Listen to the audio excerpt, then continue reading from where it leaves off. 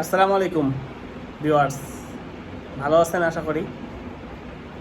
এত কিছু হচ্ছে দেশের মধ্যে, হবেই। সরকারের হয়তো পলাইলে তো অনেক কিছুই হয়, হতেই পারে, হবেই। শত্রু তো আছেই, হ্যাঁ। খুনি হাসিনার কিছু চেলাফেলা থাকবেই। এই যেমন ধরেন আনসার বাহিনী কি একটা কাজ করলো, এমন একটা পরিস্থিতির মধ্যে দেশের এই ক্লান্তিময় সময়ে দেশটা হচ্ছে বন্যায় ক্ষতিগ্রস্ত হচ্ছে, মানুষ কত শিশু মারা যাচ্ছে, তারা এদিকে না দেখে তারা দাবি নিয়ে ব্যস্ত আছে।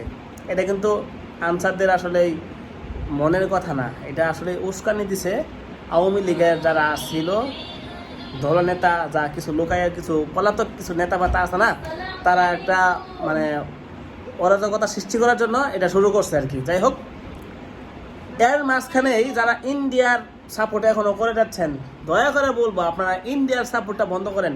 ইন্ডিয়া হচ্ছে আমাদের চিরশত্রু। এই শত্রুকে আমরা বাংলাদেশ থেকে হাসিনার মতন বাহির করে দেব, লাথি দিয়ে বাহির করে দেব, এই নিয়ত রাখতে হবে সবার মধ্যে। সো ইন্ডিয়ান পণ্য বয়কট করেন। আল্লাহ হাফেজ।